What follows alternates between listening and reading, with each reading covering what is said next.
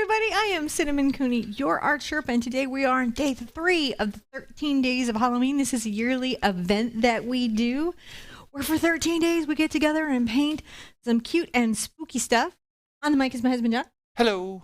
He helps me accomplish this by making sure anything turns on, really, because I can't turn any of it on, and that your stream comes to you. He reads the chat. He's really kind of like your ambassador, your guy, your dude. If you got any questions about the sound, the tech, the show, or suggestions, he's the one to direct it to. Definitely tell him everything you think in long, big paragraphs.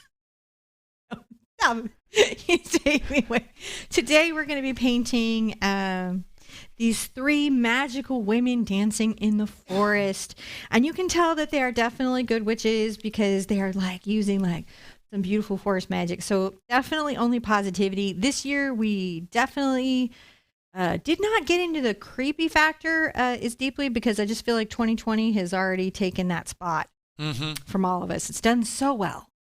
How could I ever compete? So based on that, we're going to let it have the winning. We're going to go with the cute. Put this aside. Now I'm going to explain every part of this painting process to you. If you want to check the description below, there's links to more resources, our other social media, our website where the free traceable is, just anything you might possibly need, including the materials, exchanges on the colors. So if you have a slightly different green or yellow or something than I have, it'll help you get an idea of like another really good comparable color. And I definitely highly recommend it. The surface today is 9x12. We're going to be starting with a phthalo green. This particular paint is the Artist Loft Professional Level 3 from Michaels. Now, I do really love Level 3 from Michaels. Not Level 1, 3 from Michaels. I love it very much. But the color is Yellow Medium Azo. Fantastic color. It's a non-cadmium color. It's very bright.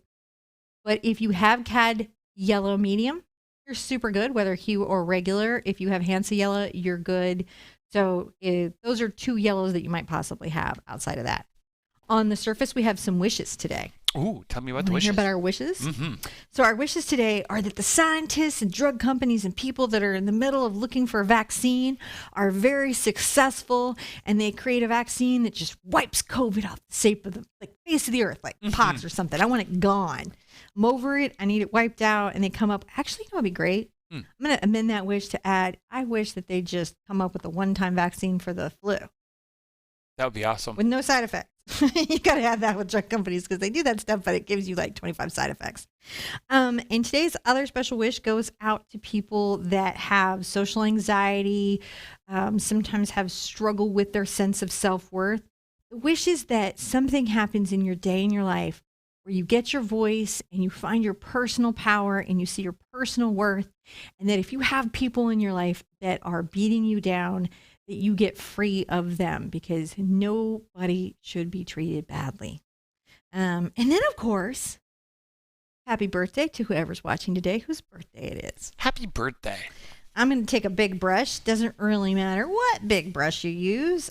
This one happens to be a #1 Ultimate Varnish brush, so there you go. Doesn't really matter what brush you use. And I'm going to wipe my watercolor wishes away with water, putting them into the universe. And I'll go ahead and just create a whole very light yellow-green background for the canvas to start with. So I'll just get this a little bit damp. You use whatever your biggest brush is that you have on hand. I'm going to get a little bit of green here, just a little bit. And I'm going to make this yellow-green.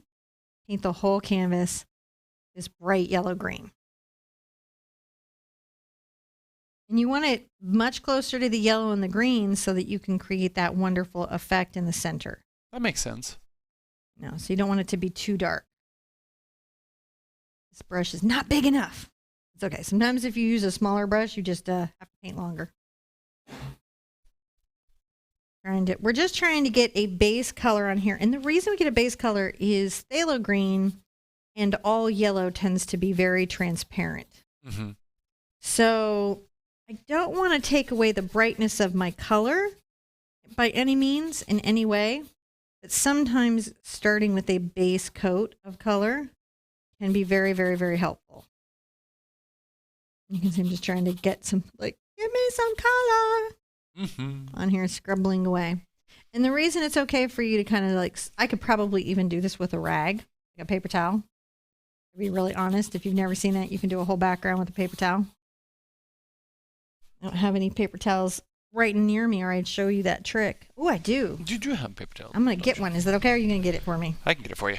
I'll keep this wet so I can show you. So you can brush a whole canvas out, but another thing that you can do, if you don't have a big brush, is you can take paper towels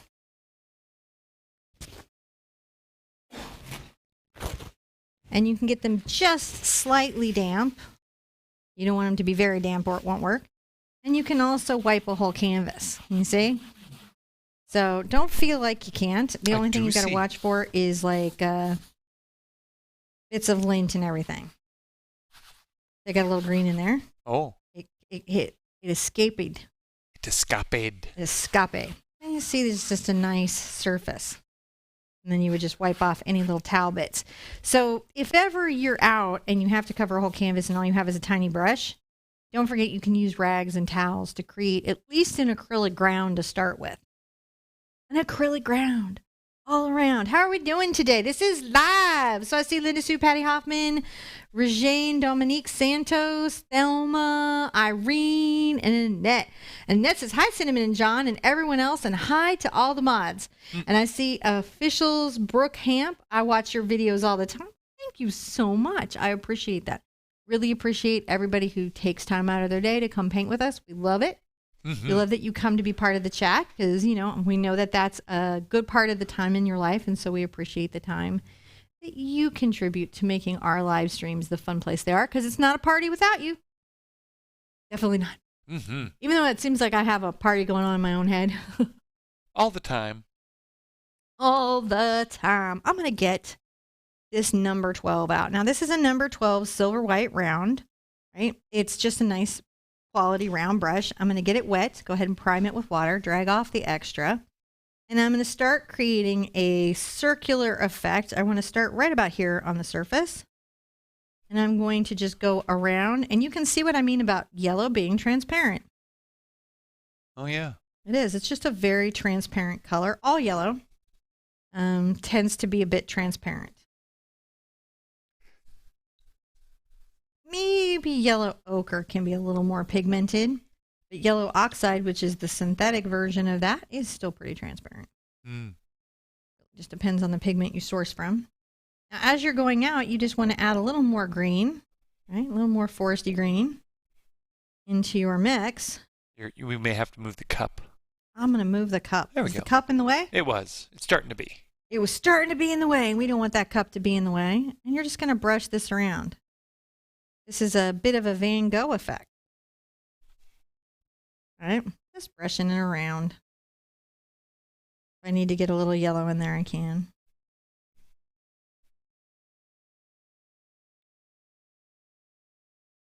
And where you want to blend the edges, you can just come back with some yellow and come between them, and you can see you do a little blending on the canvas.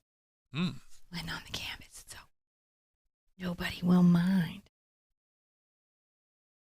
Just have fun and play with that sort of radial energy, because this is what focuses sort of the little magical sisters. I didn't start painting until I started watching your amazing videos, says Nicole Martin. I am so glad you're painting, and I hope you keep painting, because I think it's a really helpful thing to do. Because the world is intense. I don't know if you guys have noticed, but things are intense. So having a little art in your life is very helpful. Now, you may know that sometimes when I'm doing my paintings, I go real fast, right? I'm just wanting you guys to see that all the time I'll be like, you don't have to have this brush. You could use any brush you have. I'm showing you any brush you have, right? So you don't have to have the big fluffy brush to start to get it out. And that's the round brush, right? Yeah, this is just the round brush, and I'm just coming out and I want it to be the lightest in the center. And then as it comes out, it's going to get gradually darker and darker. That's how you do that. Now I'm going to go ahead and get into my bigger brush so you guys aren't watching me paint this background for so long, because it'll take it a minute. And I'll go ahead and load up a little bit of green and a little bit of yellow and just continue to brush that out. Now sometimes that's why I encourage you guys to get some bigger brushes into the mix, just to help you speed up. But there really isn't a speed component. We were talking about it yesterday. There isn't a speed component to painting, and many, many artists really don't like the feeling of being rushed. So if you are not finding like that, moving along at my pace feels right for you, you should totally like slow me down, put me on half speed. Mm-hmm. You rock the painting experience that works for you. I like to kind of cook along. That's my zen, and it works out well for digital painting online. So that just kind of came to my benefit, if you know what I mean. As you can see, what we've got is we've got something that's like definitively very circular and radiates out. You can kind of come with a brush and smooth these circles out if you want to. And you can always come in the center, boom, boom, boom, boom, boom, the very yellow-green color, and continue to blend that outward.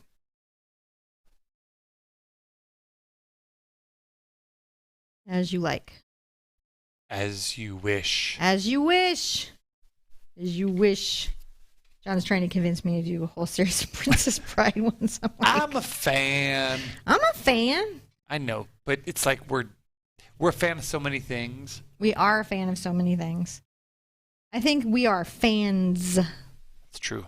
We love a good story and a good property. There, all that is. That's all that is. You just want that nice little radial effect. A little bit, not rounded. Sometimes I got to look at my overhead too. Here we go. So, look at mine, look at yours. You can totally see it's not this isn't that blended background that we sometimes do, which is a little bit harder to do. This is something you can really do as a new painter and not have to inject so many skills. What's the difference between art class? What's the difference between going to art class and not going to art class? Well, I would say Lindsay Herbert asked that, and it's a very good question, especially for you guys at home that are trying to learn to paint. Art class is a very structured, organized process. Now, you get a little bit of that, certainly with me, because I am an art teacher and a professional artist, and so I put that into my courses. But just if you're just looking about your own personal journey, when you go into a class, whether it's mine or somewhere in person, you have one-on-one instruction. You've got somebody who can give you feedback in that moment. If you're struggling on your canvas in that second, they can come in and say, hey, you need to lighten up the pressure through your arm, open up your chest, raise up. Have you added your shadows? They're really interactive with you.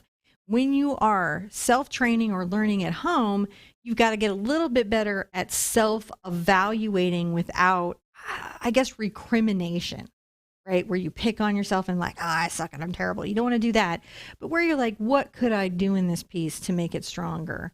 And that's about also sometimes going to a safe group of peers and friends to ask feedback questions, not critique questions, feedback questions.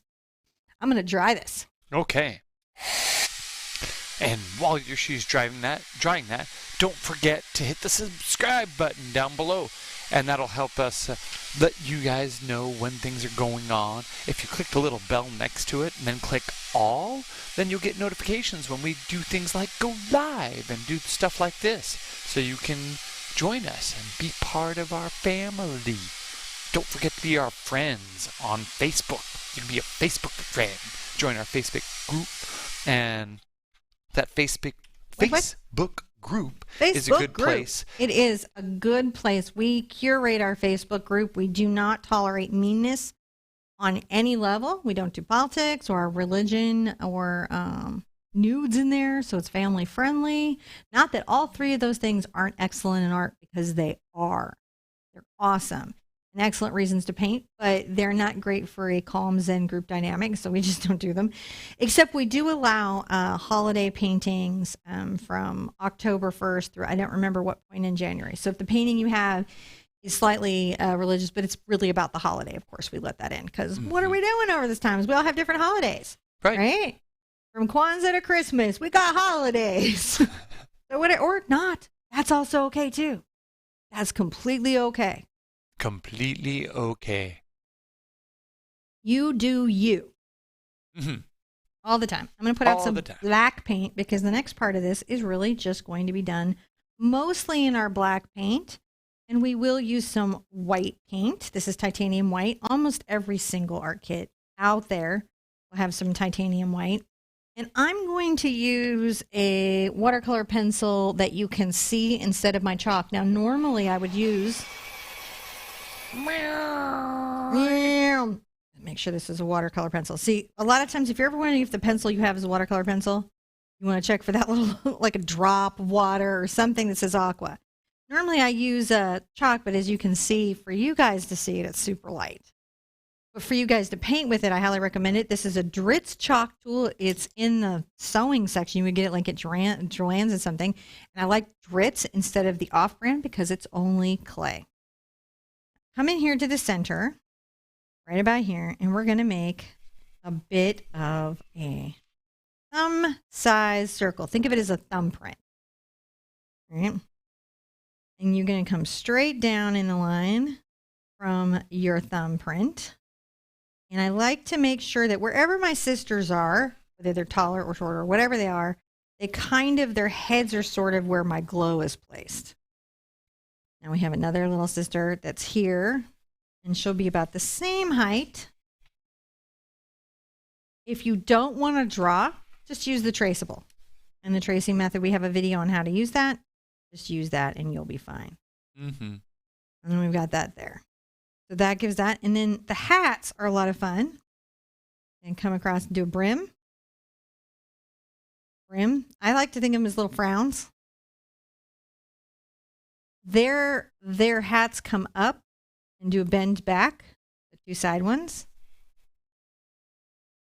And then the center comes up just a little bit taller than everybody else, going straight up. They tilt back for aerodynamic efficiency on a broom. It was just cool. Now, I'm going to do a little gesture here. I'm going to take a line and curve. Gesture is the bend or curve or energy of a line, and it is what gives your art interesting dynamics. It's doing gesture sketching is really fun. I should do that with the patrons next, is work on some gesture sketching. So we got classes all month, so I'll fit it in there. I'll fit it in. Now, I like to give a little space for the neck.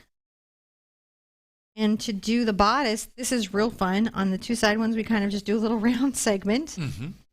On her, we kind of give her an oval round segment. Oval round segment. And I really used kind of an empire waistline for these dresses. Mm-hmm.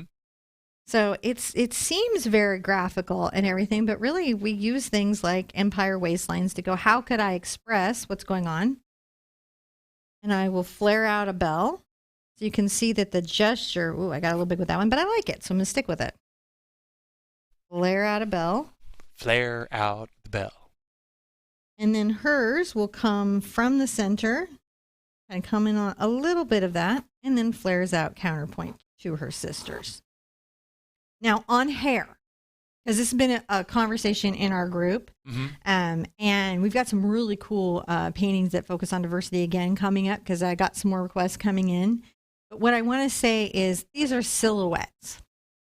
So I'm going to show you how to do the hair I have here, but play with the hair. And if you have 3 friends that, pal around and stuff like that, maybe think about doing your friends' hairstyles.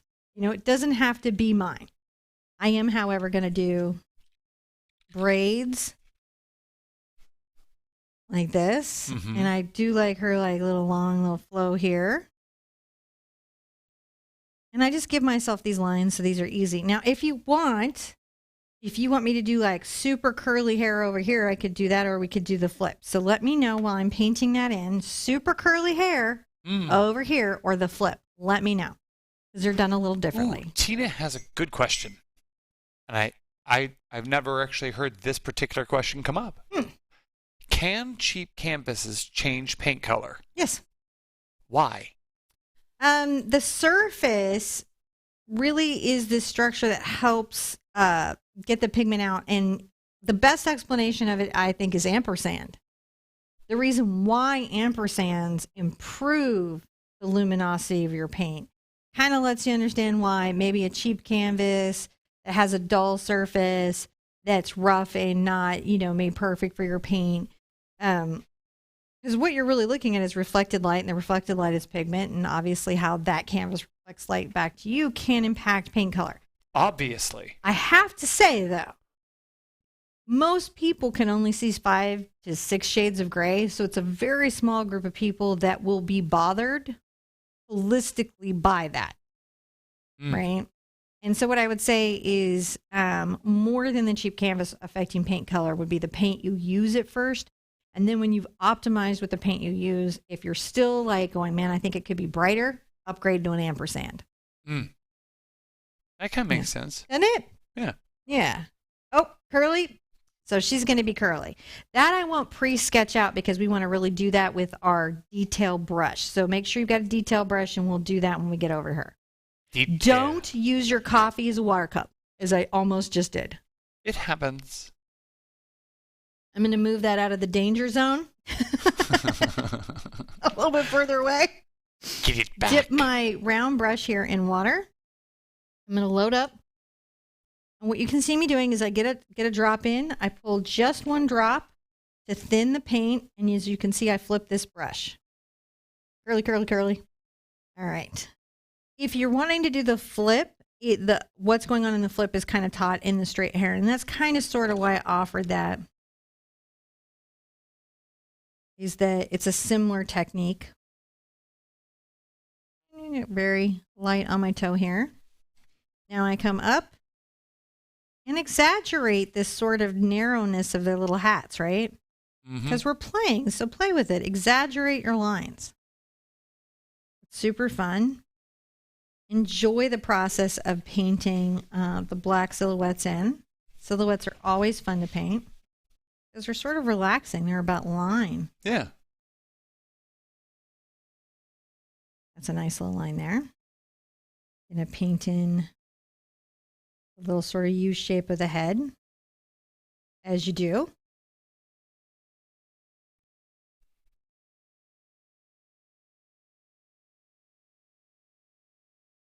So to do the braid, I'm going to kind of make these little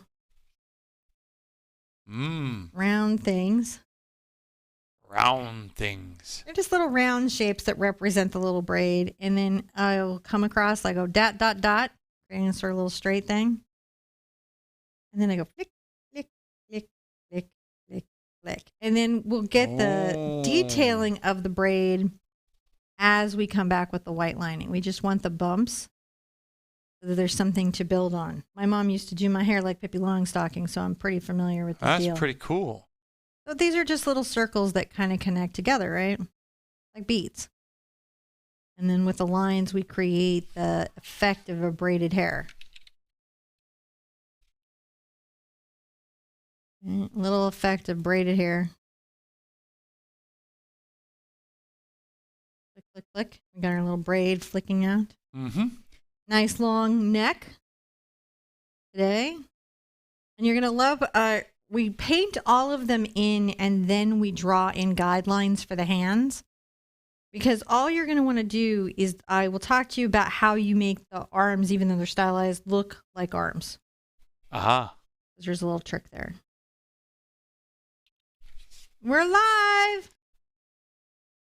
That's your oldest daughter sneaking upstairs. For somebody that weighs like nothing. She sneaky, crash, bang, crash. She's so sneaky. That's why I'm not really worried about the next couple years. Because if her sneaking out of the house, then my daughter has never been a good sneaker, though. When she was like little, she would come through like Elmer Fudd. Yeah, sneaky. I'm sneaking. Okay. Whereas my son like had the army crawl down right away. he would like special ops past you. Because he was the one that figured out if you're quiet and your parents can't see you, they won't stop you. Parents only stop what they can hear and see. That's right. But luckily, he's a pretty sweet boy, so it's okay that he had that realization. We're all surviving it all right. Could have gone very badly. Well, there you go. Built up. Yeah. All right. And then Mary Youngblood says she loves Pippi Longstocking. And Harry Youngblood says drinking out of a can, a coffee cup, or a lid using the toddler sippy cup works for me. Yeah, you know, sometimes you don't ever want to drink cadmium. No. You know, and even though artist cadmium is coated, and they do that so that the people who make the paint are not as much danger as they are in the industrial aspect of cadmium paint. It's like cadmium paint for the industry, like construction industry, like super dangerous pigment. The artist people don't. There's not enough paint chemists to like do anything to the paint chemists you have. You got to keep them healthy. Mm-hmm. So they're very like reluctant to make them. It's interesting how when it's a small industry and everybody knows each other, there's a little more moral responsibility. Mm-hmm. I'm going to come over here. That being said, I would never, ever treat any paint like casually, though. Right? You know, always read the safety instructions and don't put paint inside your body. Don't breathe it by heating or sanding. Don't do it. Don't eat it. You don't want to be the person that they experiment on, right? No. No. And we really don't need to know what the result of it is anyway. Just don't do it. Now, the side faces are kind of like, they're a little more just this part of the face. And you can do the back of the head, but since we're doing hair, we're not going to worry about that. A little bit of a... There we go. Nice little neck here.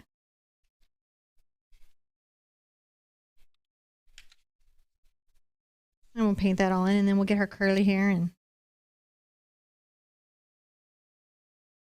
just enjoy the process. Yeah. The fun process. Everyone's enjoying the, you're using the round brush to quite good effect today. Yes. You know, I'm always saying like it really, you know, yes, some brushes do make some tasks easier, but you can use any brush. You can use any brush. You can use any brush. And whenever I start to question that, then somebody will come out with something like, look at this fine art I power washed in my driveway. Like, yeah, clearly the tool, the magic. I want to say to you, the magic is in you, young Padawan. It is true. It's inside of you. That's where the force is. It is not in your lightsaber. Oh, yeah, I did that right now. You had it happen. Okay, so I'm going to put this big brush aside for a second.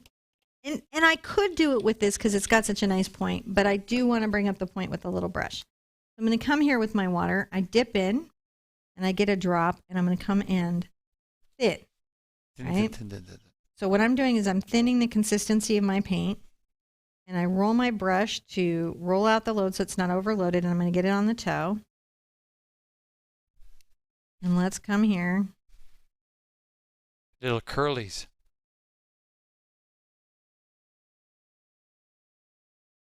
Let's give her some fantastically curly hair. So... You know, I don't like to go circle, circle, circle, but I do like to do like kind of a little wiggly line.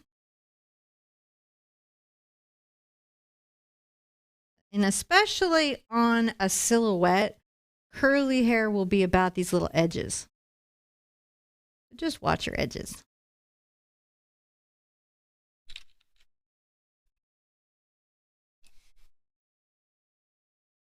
Anybody remember perms? Mm-hmm. I remember perms. That was not a good idea, was it? Now I might fill in here so that my curly hair feels full. Because even if you're doing curly hair, like full, thick, beautiful, healthy hair is full, thick, beautiful, healthy hair, right? So, yeah. So if it's curly, right, you just make it nice and shining, curly and wonderful. If it's straight, that's just what you want to do. I might make my hat on this just a little bit exaggerated and longer because the curly hair, right, kind of extended back. Maybe we exaggerate her hat a little bit.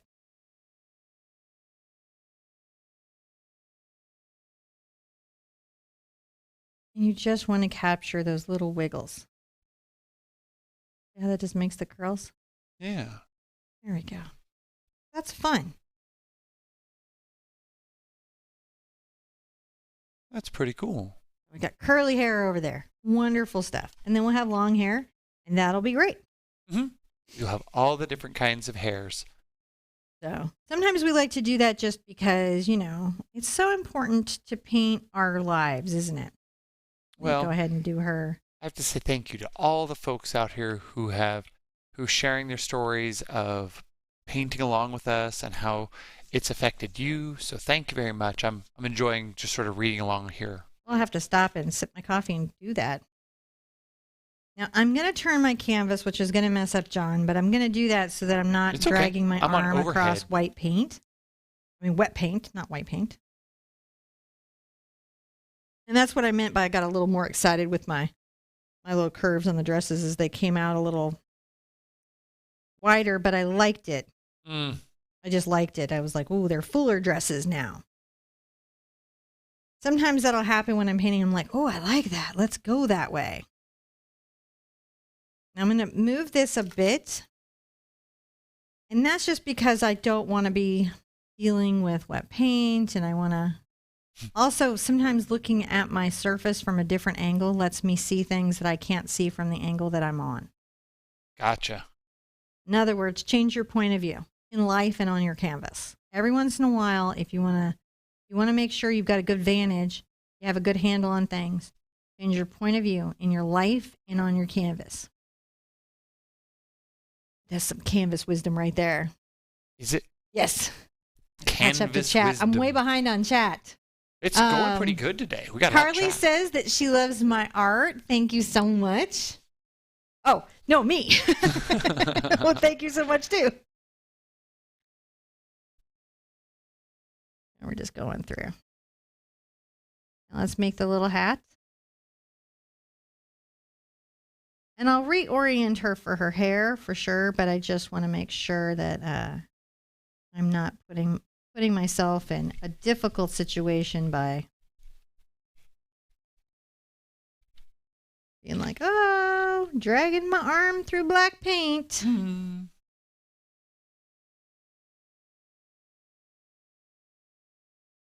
little pointed hat.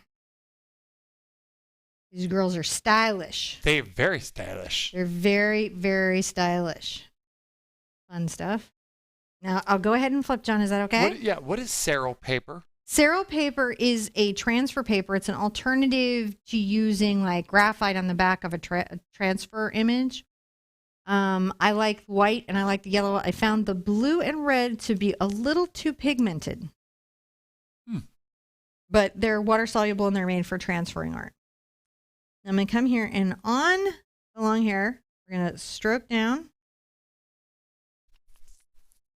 And what you do is you release the stroke. And whether you're doing a flip hairstyle, a bob, when you're trying to talk about long, smooth hair, you want to flick that into that stroke.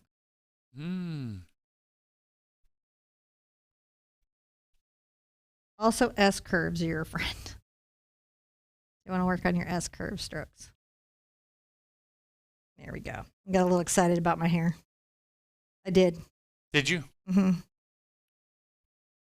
Sometimes it happens. See how that impacts her arm. We can always like paint out if we need to. As we want to and if we need to. Donna is enjoying her kit, her Halloween kit. Are you enjoying your Halloween kit? I am so glad. Now, when you're doing arms. Wait, I'm going to sip coffee. Didn't I say I was going to sip coffee? Oh my gosh. Thank you, Donna. And thank you, Rebecca. Thank you so much for the super chat. We appreciate it. Oh, we really Rebecca, do. I just saw that. Hello. To everyone who bought a coloring book yesterday. Thank you. We sold out and we're printing more. So we'll have them relisted as soon as we have some more printed. And they're shipping out today. The first 18 are going out today. We're shipping a bunch of stuff. I'm excited. I am as well. Thank you, Carly and Mary and Mimsy and Kimberly. I'm a little coffeeless. I'll have to get some coffee after the show. You want to take my coffee? Nope. No, you hate my coffee. I don't. You have Actually, here's an excuse for you. Why don't you heat my coffee? Then you can make your own while you're heating my coffee. I'll heat yours up, though. You can go get coffee. We all love you enough for John. We all love John. coffee, coffee, coffee. He's like, he shushed me. I'm an adult and he shushed me. I was shushed. Did you hear him? He went, shh. So, yeah, sometimes John forgets to self-care. That's a thing that happens to, I think, lots of people. It's hard to self-care and take time. Let's talk a little bit while we're waiting for John to come back about arms and kind of like their reality. Now, on a figure, you have to imagine where you think a waist would be. And I'm going to say I think the waists are about here on my figures. And knowing where the waist is lets me know where the bend in the arm needs to be. And that can be kind of hard when you're new to painting. Like, where do I bend this arm? I'm going to take my little brown paint and draw down. And if I've got the arm bend here, I'm going to want it in a similar place here. Come out in similar place arm here. And she's got this arm. Where is it going to be? All the bends will be in kind of a similar place. Now, I might need to extend hers a little bit more forward so that it can reach the other arm. And what you saw me do there was just use water to remove my watercolor pencil. So if you've got a long distance between two figures, you don't want to increase the lengths of the arm. You want to change the angle. One good way to think about that is look at that Da Vinci sketch with the guy doing the rotation with his arms and legs. Mm-hmm. It kind of lets you know how that system works.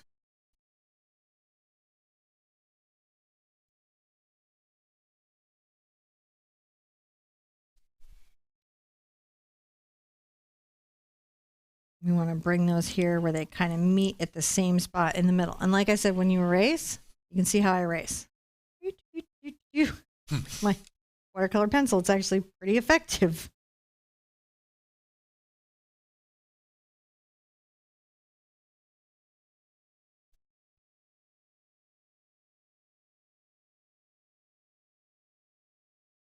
We just don't want to we want to avoid having crazy long arms where they are not required.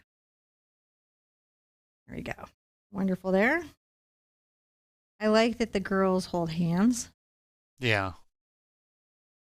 Very much like that part of what they've got going on. And then I can always also, if you ever need to erase, you get clean water. If you're using a watercolor pencil, see, I can come in here and erase that. So you just want to make sure the fulcrum of your elbows, stylized or otherwise, is on the waist space. Add a little elbow there.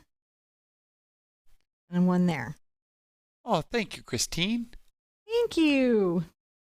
Thank you very much. Can you use a ruler to determine where the waists are? You could use a ruler. Okay, so in figure drawing, bodies are 6 to 8 heads. Right? Models tend to be like fashion drawing tends to be an 8-head figure, and depending on if you're doing life painting, you'll find that they kind of range between 6 to 8 heads. So when you look at a head, right, you go 1 head, 2 head, 3 head. About 3 heads down is where you generally drop a waist. If that's helpful. Actually, that kind of is helpful. That is very helpful, yeah. Never had to simply explain that to anyone before. Like 3 heads down, about. And kids, the difference between kids and adults is they're a 4 to 5 head figure. Oh. Everything kind of shortens. I always age up my kids. Do you? Mm-hmm. That's a thing I'm always working on, is making sure, especially in the faces, because I make my noses too long and kind of spread everything out into an adult face structure. Yeah. And I age up my kids. Now I'm going to take my teeny tiny detail brush. And I'm going to go ahead and paint in some arms. It's nice to give it a little bit of a shoulder.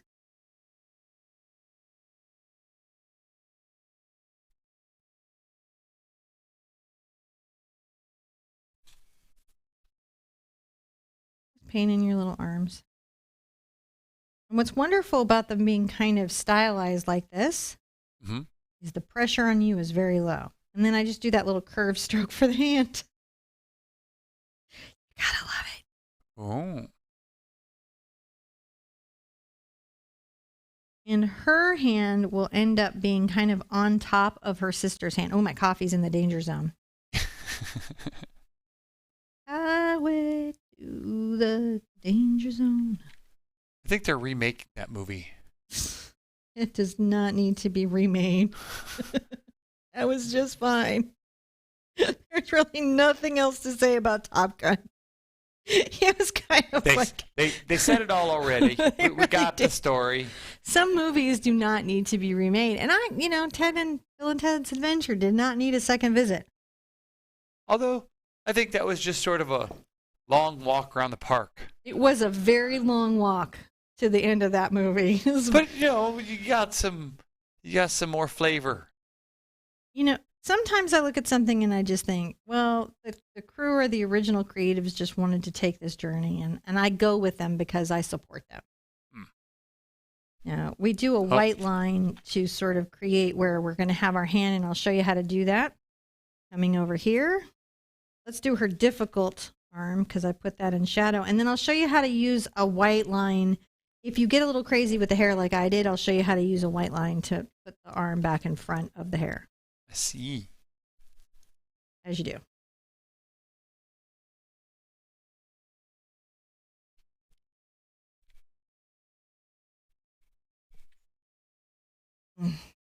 I like it. I keep forgetting to keep up with chat. Where's that yellow butterfly today? What's the yellow butterfly? The necklace, maybe? This is from the collection of Linda Cooney. She's styling me each day. We've got a different necklace piece that she themes to the painting. So she can give you all the information on this.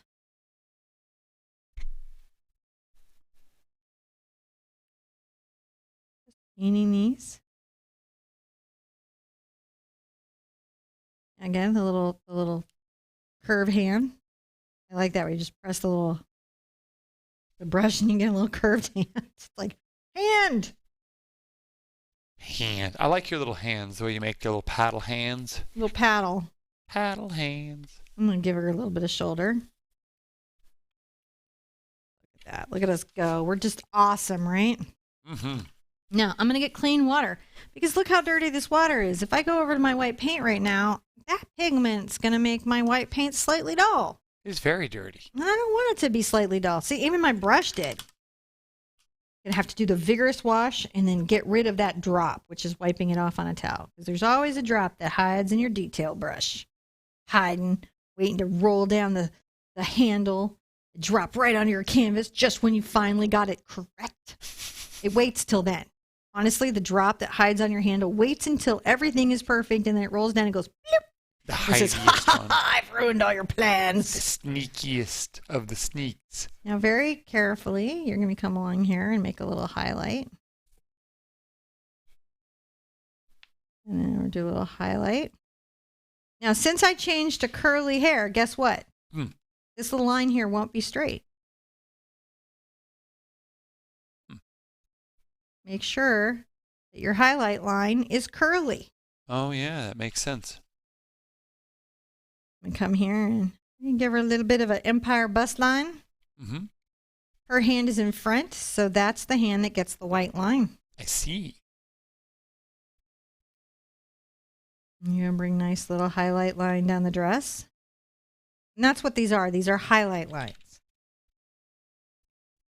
Like the fire that they're standing in front of has created a little glow. Now, where the hand is on black, what we do is we just create a little highlight line to show that the hand is there. And then highlight that. See how nice that is? And come here. Go underneath the hat. Little highlight line. And then on her, I only come and do a half one on the face. Braid. Braid. Braid. Same side. Braid. Braid. Braid. Braid. Beep. Noises help. Yep, I agree. Bust line. Hand on top.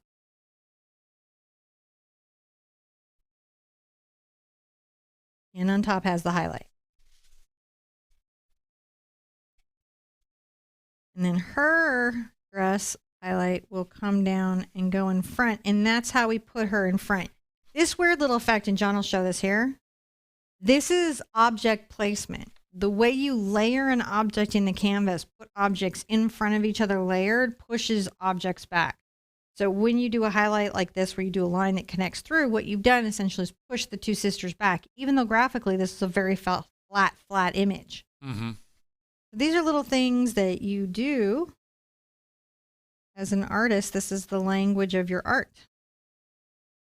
I see. And these are the words and communication tools that you have to let people know things about your art.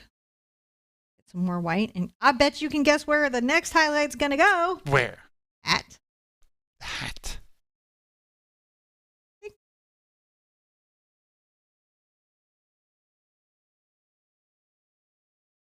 A little in the front of the face. Now, her hair is long and straight, so her highlights, for the hair coming down, should go like that. Isn't that Gotcha. nice? They flow. And that's how you give her long flowing hair. But I want her arm to come in front. So what I will do is I will highlight the arm. And then give her a hand right there. That's how I fixed that situation where there was hair and I needed her to be in front. Use the highlight to convey that experience. Highlight on her bodice.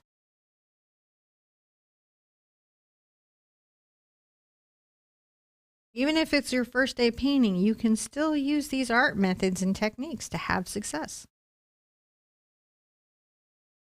There we go. We just did the 3 witches. Wow. Now we just got some fire and flowers. Fire and flowers. Fast. Fine stuff. So first, I'm going to sip my coffee and enjoy that and see if I'm caught up to the chat. There's a lot of chat. Gothic Matter says, can't draw. Well, drawing is an art skill, so I would say I don't draw yet. All of you who've been saying, I can't paint, I can't draw, I can't this, a reforming way to do it is just to say, I can't do it yet. Because that helps your brain know that it's a skill it could learn and makes you more open-minded to learning that skill. And is a very important thing to do. Sometimes how we speak about ourselves in relationship to our canvas greatly impacts the outcome of what happens between us and the canvas. I know for a long time I was like, I can't do cars, I can't do cars, I can't do cars. But because you guys keep a wonderful pressure on me, and actually pressure in this sense is very good because you guys are always asking me to do more, to create more art for you, to maybe go into areas that I would have naturally avoided as an artist because it wasn't what I was inclined to do, like mechanics or cars, and figure out how to do it so I could teach it to you. So now I had to reformat I don't draw cars to I don't do them yet. And then as I kept painting them with you, I now paint cars. So, always try to form that as a yet.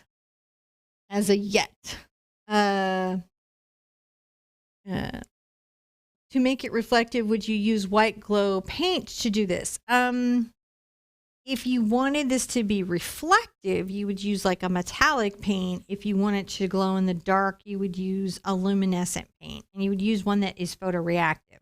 However, it's invisible on the canvas. And there's only one company that makes a floral white. That's a blacklight white. And that is Lucas. I think Martha Stewart has some products that are pretty decent in the glow in the dark. That's light reactive. And there's some stuff on Amazon, which I have played with, but it's sort of like so. But Lucas has a pretty good white, and that one is like really UV reactive. So that's what I would do. But if I just wanted it to be reflective, I would switch to a metallic. A gold or silver foil would be interesting in this space. John is back. Now I'm going to put out some other colors, my friends. Are you? I'm going to put out some red. John's going to have to move the reference because I'm going to put the red and yellow close to each other. I can do that. And then I'm also going to put out some purple. You can just put it over where the Art Sherpa is. Put it up in the corner there. Fine. It's totally fine. Either one. Because really there's nothing we're not gonna do anything here anymore. So no, I'm gonna be like here and here. So you can put it anywhere that's not there. And I'm gonna put some purple out. Now, you'll notice I'm using two kinds of paint if you're not familiar with it. If you just came in for the first time, oh yeah, I forgot to do it. Please comment and subscribe and like the video. If you think it's cool that we teach art for free several times a week and do these big, long live events that go multi-days, definitely give us a like and say good job and let us know in the comments and subscribe so you know when we're doing things. This is abstract acrylic. I really love this product. It's actually technically student paint. It's high quality. It comes in a pouch. There's slightly different names and stuff. So this is the 917 purple. And you can see that I like the artist left. This is a professional paint. This is a student paint. And yet I paint with them together. Sorry. It's just to let you know it does that. You can paint with things together. The fire. I think I will get. Fire. Now I'll use my cat's tongue for this. My cat's tongue. You could keep using your round. You could do the whole painting with a round brush. I wonder if I should do the whole painting with a round brush. I could do it. All right, well, first we're going to make some of our fire. And I'm going to take my yellow and red together. And I will mix it pretty good. Make a nice warm reddish orange. And then I'm going to come here on the edge of my brush. And I'm going to do some little curved, almost like a comma. Some of them big, some of them small. And then as I go down closer into the flames, I might get it now. Coming up from the bottom, and hopefully Jen can really get in and show you this. These are S strokes. S strokes are pretty much what they sound like, which is that they kind of have an S style curve to them. Is a lot of where we get our fire strokes from.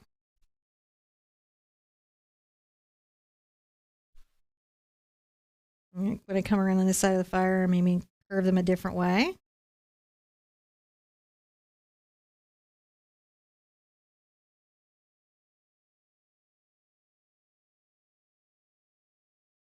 We've got a little wild there. And I'm going red first. The farther away your flame is from the heat source, the more into the red and oranges it goes. The closer it is to the heat source, the more into the yellows and white, and then blue, if it's like super, super hot white blue, it would go. Gotcha. So you can fire anything if you just sort of keep those principles in mind. I like to ember. And if you're having trouble with coverage, you just go back, guys, and do a couple coats. Right? Like some of the paints that are out on the market are very thin and have terrible coverage.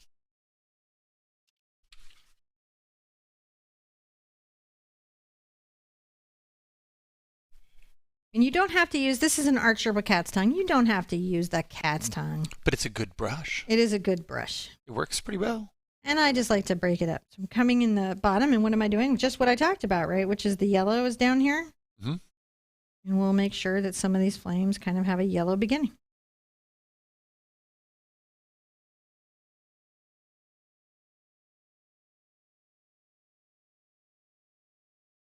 And I also like to come up sometimes and sort of play with some of these flames going away by adding a little yellow in them. As if an ember, when you add a yellow into the flame, what you're saying is that some of the fuel source, the wood, the burn, whatever it is now floating up, but it's still there generating fuel source, so it'll have some yellow in the flame. Have I spent way too much time looking at campfires going, how is that? How does it happen? Maybe. And I explain these things to you because sometimes, and for some people, if they understand why it is, then it helps them know to do it. If they understand the why. It's kind of not fun if you don't have the why. The next part, we're going to make vines. Gonna go green, green, green, green, green, green, green, green, green. And all you're going to do is you come here. You're going to do a lot of it. Hold on, I'm going to get back there. I didn't realize we were. Let's go up here. I'm loading up with green. As you come on your round brush, any of your brushes, and you're going to come make a little leaf shape. And then your vines are a series of these little leaf shapes that are going up.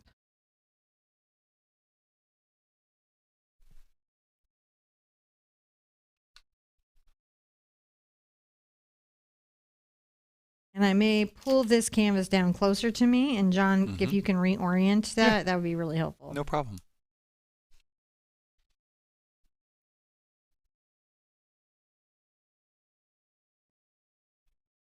I like to make this one, the outer ones be the longest, and then there's kind of like an overall arc that comes over the girls. Yeah.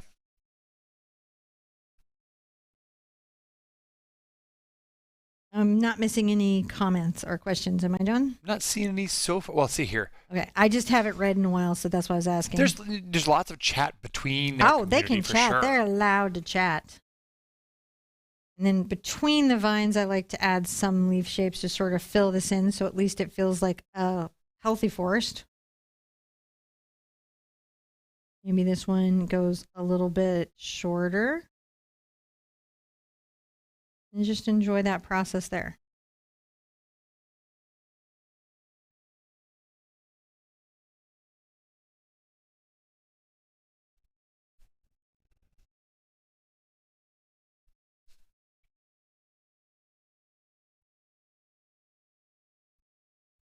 And see, it's just making little leaves. Little leaves. Yeah, see, what happens is I forget to scroll. Someone asked me, do I think I can paint? It was just weird to me. Yeah. Yeah, I get that a lot. It's like a weird life quiz that you get once in a while. You're like, yeah.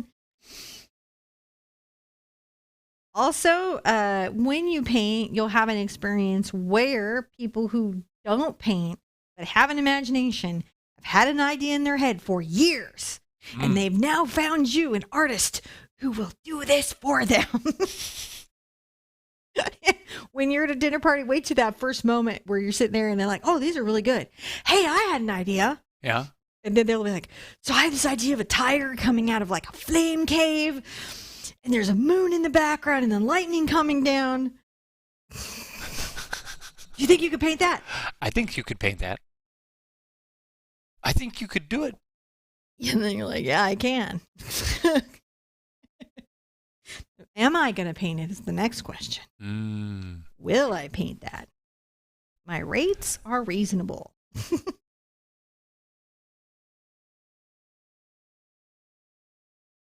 I think it's like the artist equivalent of like doctors getting asked for medical advice at parties. or my other very favorite, which is like, I used to, those of you who've watched me for a while know this, but you may not know this.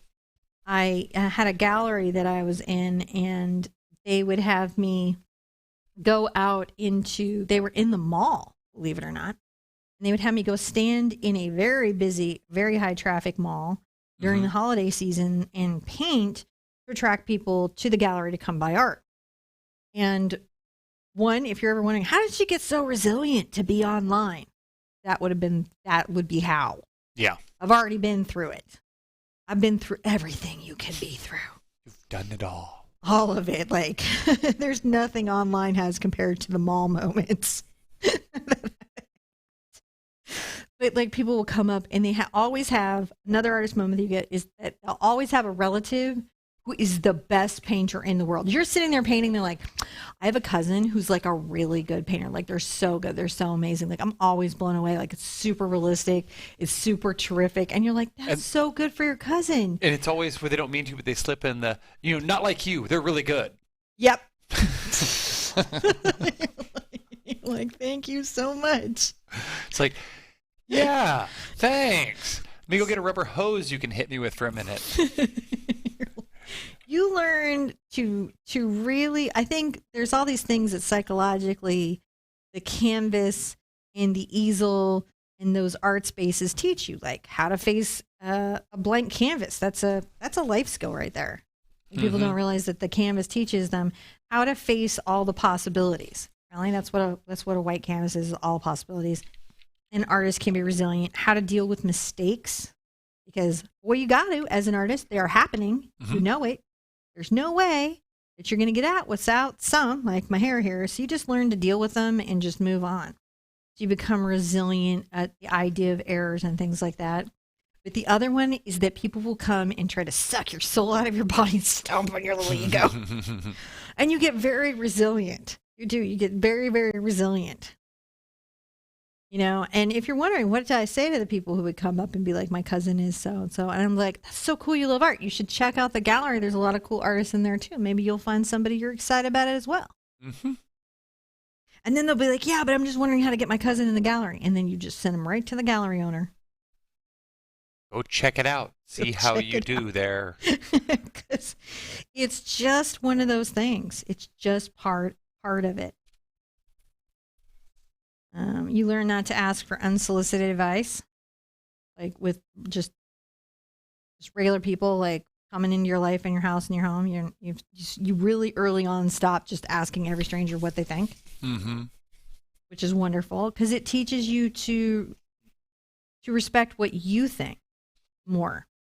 You will learn that as an artist as you go, to stop looking outward for that validation and start looking inward for that validation.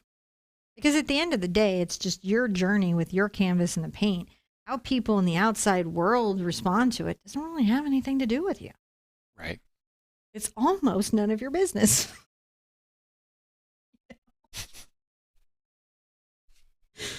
I mean, it's nice when they like it. That's super wonderful. Yeah. Super great. You gotta love it. Super good. Super good. But you already had your journey. You and the painting already spent your time together. Welcome to all the new folks joining us. Welcome, welcome. Welcome, welcome, welcome. We're so happy to have you. We're painting a painting together. You can join us anytime. Painting a painting. Good experience. Got wisdom, got art, got all the things. Got zipping leaves. By the end of this, you'll be like, I'm really good at a zip leaf vine. It's true. You can make a vine. I got hanging vine down. The little edge vine is always an interesting little vine to do. Because he's like, oh, I'm kind of there on the canvas, but not really. Mm-hmm. So when you get that in, rinse your brush out, because you never want to leave acrylic paint on your brush because it ruins them. And even if you rinse your brush out, and I'm going to advocate for this. Even if you rinse your brush out that much and you think it's clean, it's not clean. You still have to take it to the sink after you're all done painting and wash it out with soap and water. Just so you know, you're not done. You're not done. You're not done. What's next? I'm going to use my round brush and kind of show you something similar, but for the flowers. That way, your two brushes are demoed. I will want to dry this, and the reason I'm going to want to dry it is I don't want the green to get into my purple because it's going to ruin the color. Oh, yeah. So we'll just make sure that we get those thoroughly dry between the layers. Don't use heat because it can mess up your paint system stuff. It can cause your colors to shift a little bit. It can cause the paint to get soft and sticky so that when you're painting over it with the next layer, it can drag and do all sorts of not good stuff. So, is there white at the bottom of the heat source? I'm not sure what you mean there. So let's just maybe you can rephrase that. There we go. There we go.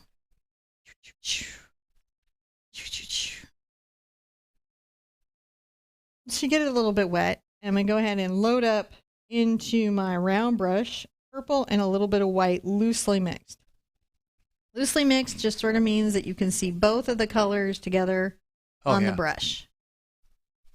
We're going to just add little flowers tucked in the leaves going up the vine. These are like little purple blooms. Aren't they fun? Yeah. So you can see pretty quickly, even doing these flowers, that you can do the zip stroke. Oh, yeah. Round brush.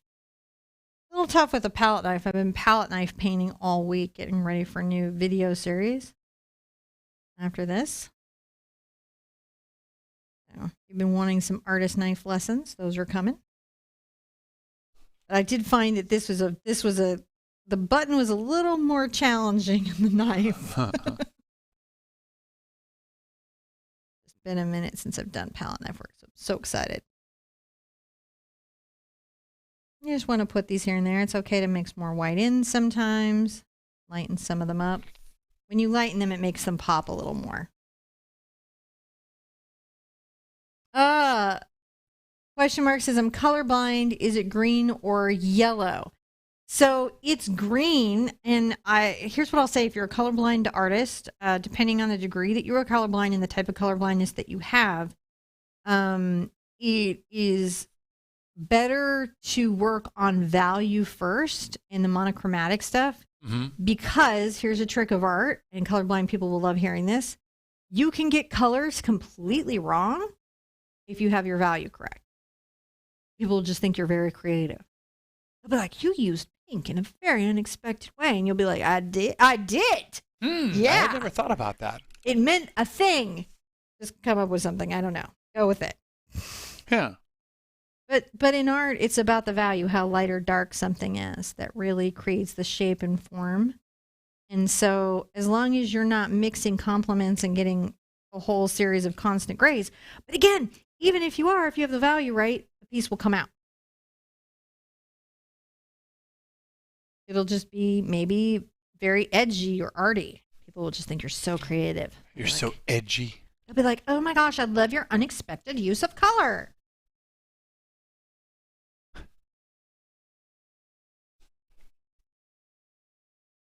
You'll be like, it speaks to my non-traditional viewpoints.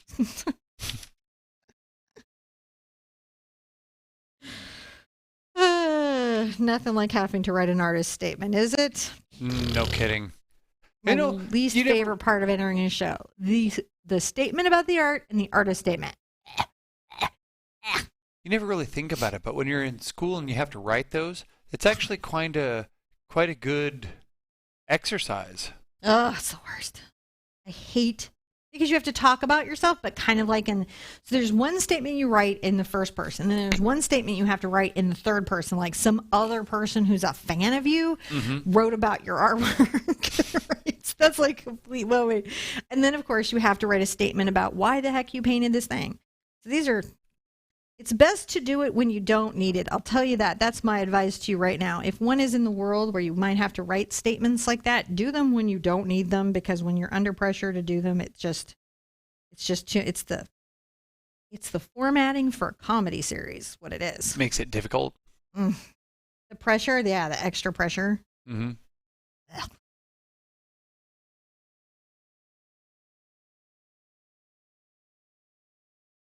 There we go. Don't those look great? Those do look good. Now the trick to the vine flowers, and I will use my chalk here because I don't want to have lines that we can really see, is the first line of flowers comes down behind the girl. And so it's going to come to her shoulder, come from behind, swing down, go up. There's like a figure eight happening. Across, cross, cross. This is, again, another object placement to create where the petals are swirling in that magic moment. This magic moment, happy and so new. Any idea when the Sherpa soap will be in stock? Ooh, sooner rather than later? No. I don't actually have an exact date for that, but I would say we'll be posting soon. Yeah, no, we've got to look at the curing and dry rates and everything. That's really what we're waiting to find out. But we will be giving away soap, ugly soap, in different giveaways. So keep an eye out for that, because that'll be a way to get it. And we have stain sticks that go into kits. So kits can be a great way to get it, and we'll have it out for you guys real soon.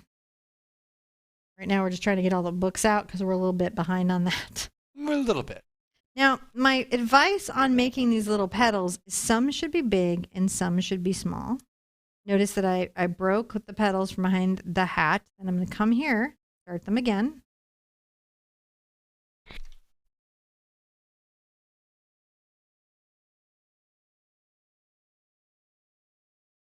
And by coming behind and around, you've created a sense of wind in this flat two-dimensional space. Like, that's so cool, right?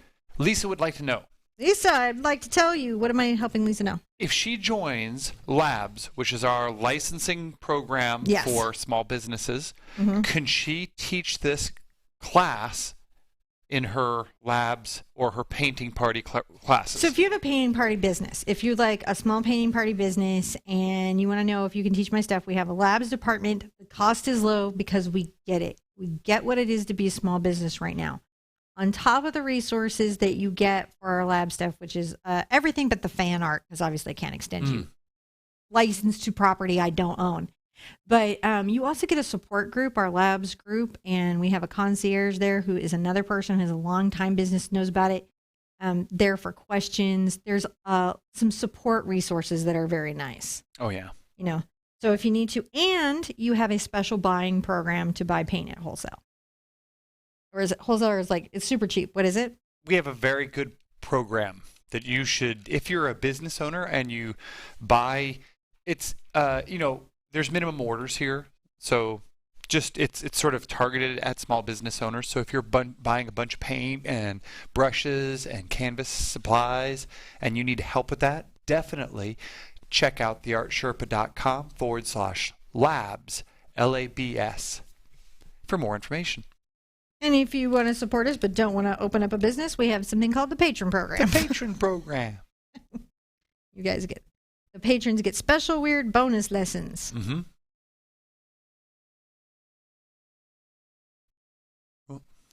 Just continuing. You can see I went behind her back. Now, I don't want to paint out things like the hand detail, so I'm just paying attention to that. Right, going over here. The purple is close in value. That's how light or dark it is.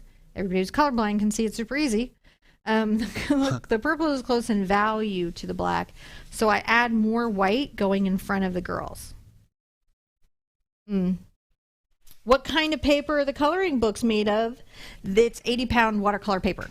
Yep, we used a cold press 80-pound watercolor paper.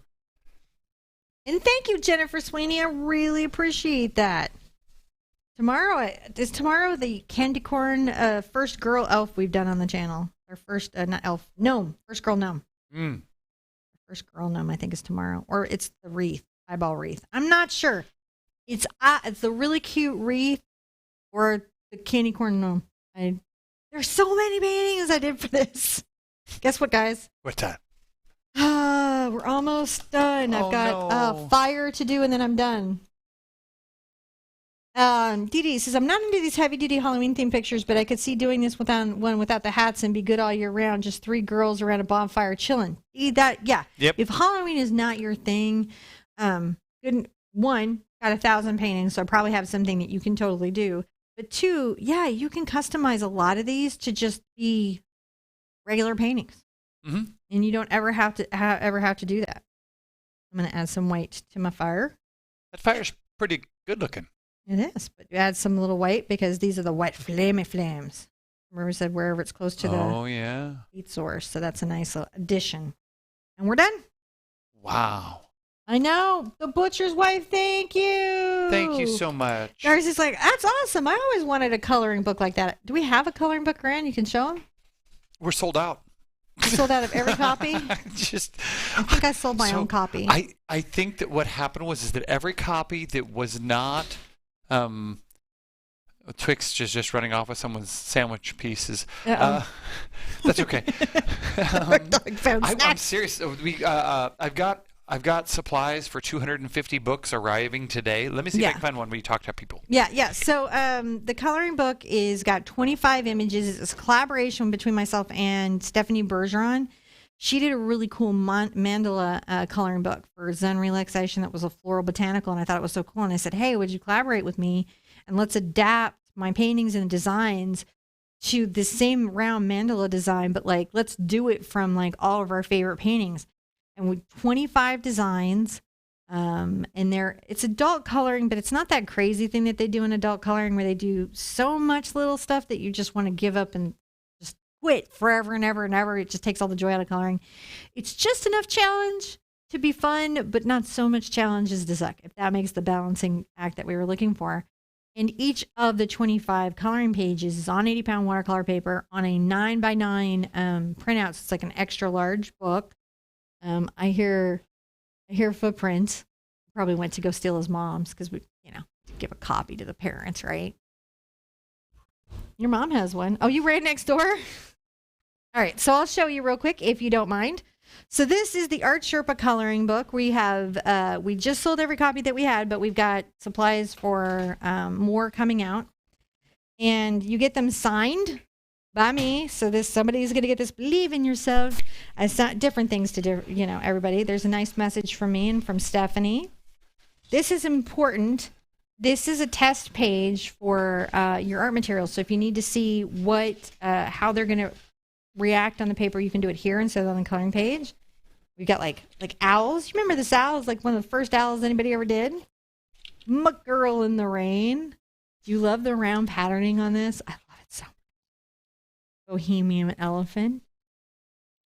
Kevin the Kraken. I don't know why Kevin the Kraken is heavy metal, but he is. Jellyfish, because we all love jellies. Mermaid, and it's with the bonus tattoo. If you guys remember, I did her, and then afterwards we did her with the bonus tattooing work. Can you trim your brushes? Yes, but it voids the warranty from a brush company. Absolutely, yes. It just voids the warranty. This is Gil the goldfish. I don't know if this is interesting. Is this interesting? There's the boy in the moon. And of course, you got to have a cute vintagey truck. So there's our Valentine's Day truck. And Gnomey Gnomes. With mushrooms. I guess we're out. Oh, peacock. So I guess we're going to go ahead and we're out of books on the store. So maybe we should. Well, watch for it because as soon as the materials come in, we'll be printing. There's Mr. Judgy Rooster because I can't do a chicken unless it's judgy. I tell you what, I'm going to go ahead and put some lavender. Since I know the papers and all the stuff's arriving today, I'm going to go ahead and add some more to the store. Okay, so if you buy today, you are pre-ordering because we got the papers coming. Yeah, they'll start if you've already bought, those were already printed out, and those are shipping. Oh, and your book comes, not only does it come signed, but it comes with a set of watercolor pencils. Mr. Fuzzy Bee with Thistle. There's our girl on the swing and her little tree. And I love this. I don't know if John can zoom in on this, but she put the little birds in there. If you remember from that painting, there were little birds in there. The little birds are in there. And then tree holding a moon. And here's the secret fun surprise in there. It's Kevin the Kraken again. Is everything in a circle? Yes, everything is a mandala. Everything here is like in this circular shape. And we gave you the extra room so you could pull these out and frame this. This one I'm super excited about. And I really loved what happened here. So we sometimes fundraise for St. Jude, and I went out and realized there just wasn't a lot of parapositive artwork out there. And so I had designed the Fellowship of the Sun. And then Stephanie came through and she changed up the pets. So it was different kinds of dogs and all different kinds of kids. And so that it would just be even more representational and inclusive, which I love and I think is great. Letterfint. Am I going on too long? No, you're okay. I've kidnapped you. The sunflower, which I think is super duper duper pretty. Galactic unicorn. Space fire galactic unicorn. Because all the things need to be. So it's all the planets. And look at this. This is the touches. Different planets. Not just one planet, different planets. So they're in a circle, but they're not necessarily just a repeat. Sometimes in some of these more important designs, there's like different elements there. Now, Owlcat is a repeat, but who can't love that? Right? Owlcat. And then, of course, you get to color me at the end. All right. If you bear with me just a moment. Here it is. There you go. Okay. And so there is this really gorgeous set of pencils. I think it's over there on the table that you get with this.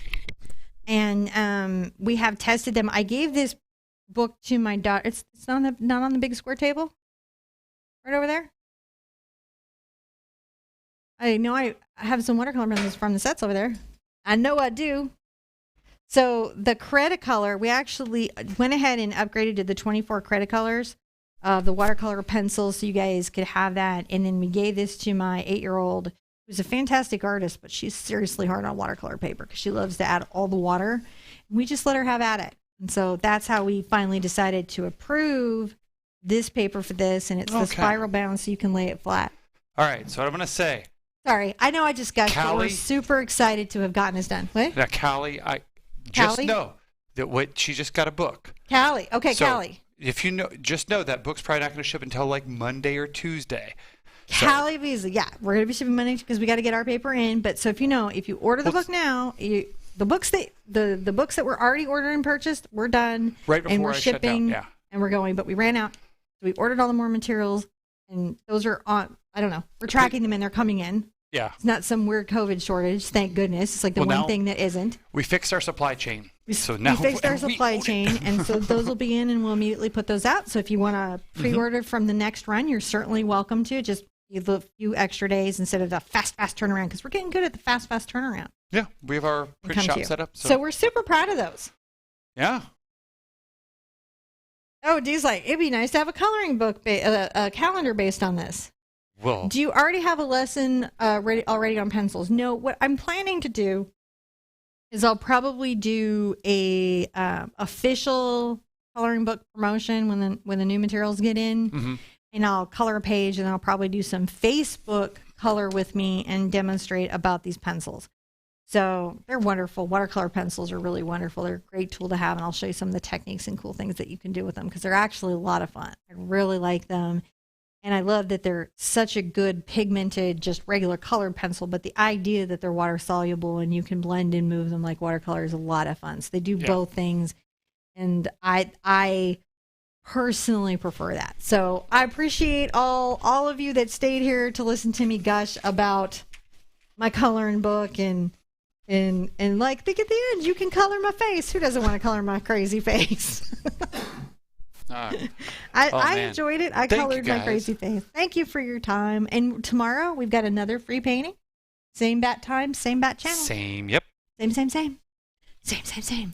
So be safe out there, guys. Really take those extra precautions. Take care of your family. Take care of your communities. Do the things that you need to do to keep you and yours safe. And be good to yourself. A lot of extra stress going on there right now, so self-care is important. Be good to each other because we're all going through it together. And I want to see you in an easel really soon. Bye.